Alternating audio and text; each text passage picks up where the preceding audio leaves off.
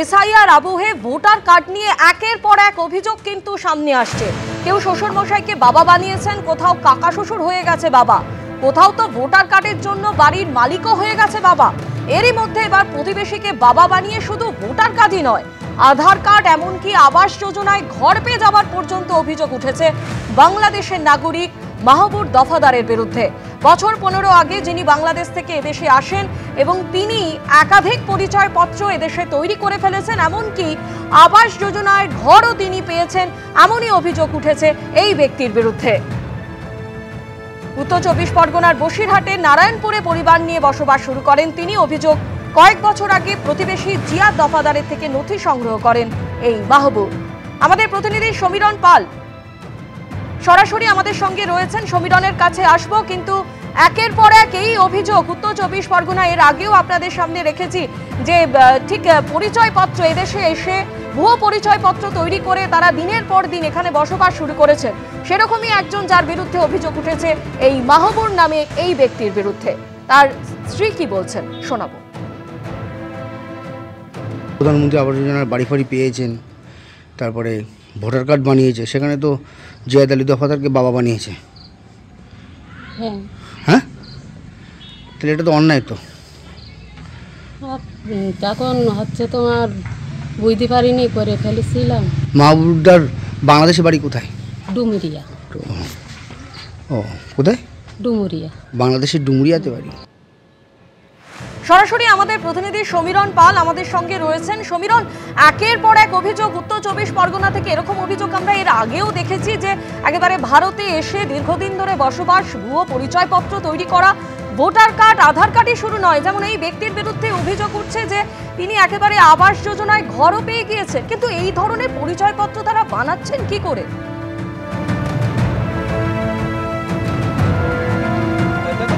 যে যত ঘটনা সামনে আসছে প্রত্যেকটা ঘটনার একটা অভিনব দিক রয়েছে। গত পরশুদিন আমরা দেখেছিলাম যে অশোকনগর বিধানসভার ভুরকুন্ডা গ্রাম পঞ্চায়েতে এক ব্যক্তিকে পালিত পুত্র হিসাবে দেখিয়ে তার নাম ব্যবহার করে ভোটার তালিকায় নাম তুলেছে। এবং যে ঘটনার কথা বলছো বসিরহাটের নারায়ণপুরে যে মাহবুব দফাদার, সে অভিনব কায়দায় এই নাম তুলেছে।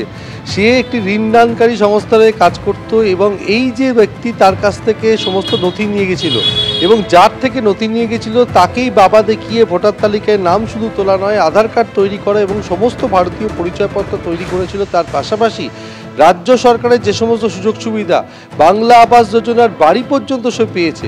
এবং তার স্ত্রী স্বীকার করেছে যে 15 বছর আগে বাংলাদেশের কুমিল্লা জেলা থেকে মাহবুব চলে আসে এবং তারপরে এখানে বসবাস করে। এই মুহূর্তে পরিযায়ী শ্রমিক হিসাবে বেঙ্গালুরুতে সে কর্মরত, কিন্তু ভারতীয় সমস্ত পরিচয়পত্র তৈরি করে ফেলেছে এক প্রতিবেশী ব্যক্তিকে বাবা দেখিয়ে। অর্থাৎ বাংলাদেশ থেকে এদেশে সহজে চলে আসা এবং অবৈধভাবে অনুপ্রবেশকারী এরা দালালের হাত ধরে টাকার বিনিময়ে এদেশে আসে এবং তারপরে এদেশে বসবাস করতে করতে কখনো শাসক দলের মদতে, কখনো অন্যান্য রাজনৈতিক দলের মদতে তারা পরিচয়পত্র তৈরি করছে, এমনটাই অভিযোগ। আর এইভাবে তারা ভারতীয় পরিচয়পত্র তৈরি করে অনায়াসে ভোটার তালিকায় নাম তুলেছেন এবং এসআইআর প্রক্রিয়া চালু হওয়ার সঙ্গে সঙ্গে একে একে এই ধরনের ঘটনা সামনে আসছে। এমনকি এসআইআর ফর্ম পর্যন্ত তারা খুব কোনো রকম নির্বিঘ্নে ফিল আপ করেছে এবং যে 2002-এর তালিকায় নাম, সেক্ষেত্রেও তাদের কোনো সমস্যা হচ্ছে না। অর্থাৎ ভারত বাংলাদেশ সীমান্তবর্তী উত্তর 24 পরগনা জেলা, সেখানে বনগাঁ থেকে শুরু করে বসিরহাট মহকুমা বিভিন্ন জায়গায় বাংলাদেশি নাগরিকদের নাম দেখা যাচ্ছে ভোটার তালিকায় এবং তারা কখনো শ্বশুরকে বাবা দেখিয়ে, এবং এমনও ঘটনা দেখা যাচ্ছে যে যেখানে স্বামী স্ত্রী দুজনেরই বাবার নাম এক, যেটা গাইঘাটার রামনগর গ্রাম পঞ্চায়েতে দেখা গেছে।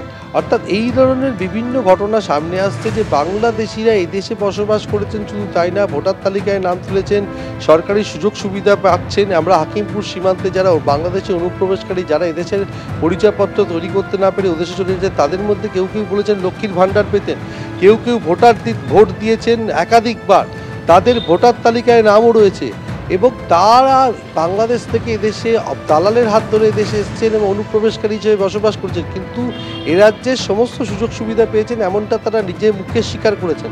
সুতরাং জায়গায় জায়গায় এই ধরনের ভোটার প্রচুর রয়েছে এবং একে একে যখন এসআইআর প্রক্রিয়া প্রায় শেষ পর্বে চলে এসছে, আপনি জানো 4 তারিখে ফর্ম ফিল আপ করা, ফর্ম জমা দেওয়ার শেষ দিন, কিন্তু বিভিন্ন জায়গায় দেখা যাচ্ছে এই ধরনের বাংলাদেশি ভোটাররা এবং তারা এদেশে এসে নাগরিকত্ব নিয়েছে এবং ভোটার তালিকায় নাম তুলেছে এবং ভারতীয় পরিচয়পত্র তৈরি করেছেন। শুধু তাই নয়, সরকারি প্রকল্পের সুবিধা পর্যন্ত নিচ্ছেন। গতকাল হাড়োয়া থানার পুলিশ 3 জনকে গ্রেপ্তার করেছে। তারা ইটভাটায় কাজ করতেন, ভারতীয় কোনো নথি তৈরি করতে পারেননি, তাদের কাছে বাংলাদেশেরও কোনো নথি নেই, আর সেই কারণে অনুপ্রবেশকারী হিসাবে এবং বাবা মা এবং পুত্র সন্তান তাদেরকে গ্রেপ্তার করেছে হাড়োয়া থানার পুলিশ। ধন্যবাদ। আর এই যে একের পর এক এই অভিযোগ সামনে আসছে যে একজন বাংলাদেশি নাগরিক কিভাবে এদেশে এসে এত সহজে একের পর এক নথি বানিয়ে ফেলছেন, আর এই নিয়েই শুরু হয়েছে রাজনৈতিক চর্চা। এখানে ঝুনু মুনু সোনা ময়না কত ঘুরছিল, শাঁখা সিঁদুর পরে সব বাজার থেকে গায়েব, কিন্তু হারিয়ে যায়নি, এখানেই আছে। কেউ বাংলাদেশের সীমান্তে যায়নি। 30 লক্ষ লোক ঘুরে বেড়াচ্ছে ওই রকম, তবে অন্য রাজ্যে পাচ্ছে না। দুর্ভাগ্য এটাই। মানুষ যদি অসৎ হয়, মানুষ যদি ইচ্ছাকৃতভাবে ভুল ডেটা দেয়, তাহলে সেক্ষেত্রে স্ক্রুটিনির সময় ধরা পড়া উচিত। সেটাই হয়েছে, স্ক্রুটিনির সময় ধরা পড়েছে। প্রত্যেক মানুষের পার্সোনাল অনেস্টির টেন্ডার তো কোনো রাজনৈতিক দল নিতে পারে না। একজন মানুষ অস্বচ্ছতার আশ্রয় নিয়েছিলেন, তার বিরুদ্ধে লিগ্যাল অ্যাকশন কাজ চালু করা হয়েছে এবং তার প্রসেস ডিটেক্ট হয়েছে এবং তার নাম সেখান থেকে বাদ যাবে। এবিপি আনন্দ, এগিয়ে থাকে, এগিয়ে রাখে।